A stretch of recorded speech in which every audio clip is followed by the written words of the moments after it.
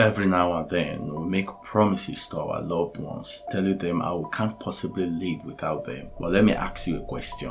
What extent can you go for love? Today's story is a heartbreaking one. It is a story of how a young, beautiful lady had her life destroyed because of love. But before we continue, if you are a fan of true, strange, and mysterious stories that blow your mind, you are in the right place. That is what we do.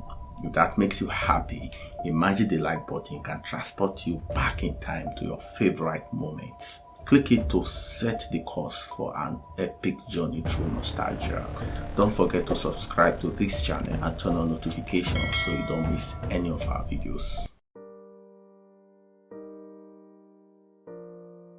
Blanche was born in 1849 in Poitiers, France, to an old, well-established bourgeois family. Her mother had a straight and conservative attitude, but Blanche was beautiful, well-mannered, and nice. And as she got older, she attracted the attention of many men, including some of the richest and most powerful men of that era.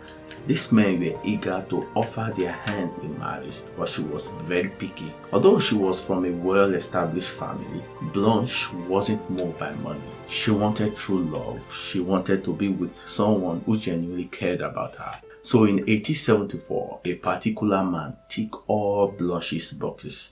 The man was an older man and a lawyer. He was comfortable but not among the bourgeois. He always spoke with Blanche in a calm voice and made her feel so special. Without doubt, Blanche knew he was the one. They immediately fell in love and started seeing each other. But there was a problem. He didn't meet her mother's exact standards. Madame Monnier is reported to have said Blanche was not going to marry a penniless lawyer. She forbade Blanche to see him and did everything in her power to stop the relationship from progressing. She cajoled, pleaded, reasoned, threatened, and tried bribing her, but nothing worked.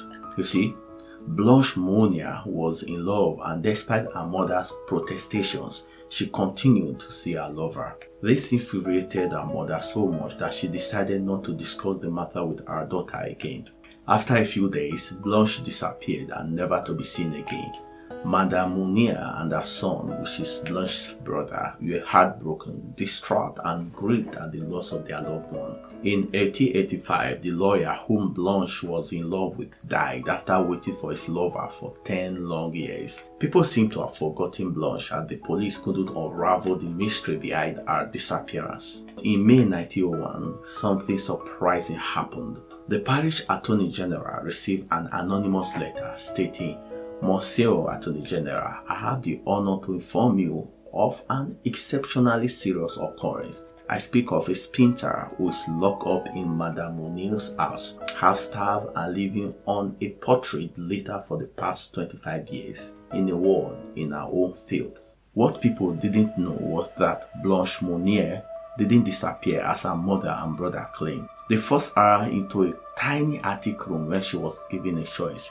She could either forget all about her inappropriate romance with the poor lawyer, or she would stay in the attic for the rest of her life. Blanche believed in love. She told her mother that she would never give up her true love, and so there she stayed for 25 years. She was in the tiny attic room alone, without son, nobody to talk to, and her only companions were rats, rodents, and her faces. At first, Madame Monnier thought that Blanche would relent and see that her mother only wanted the best for her daughter. But as time went on, it became clear that this was a battle of wills.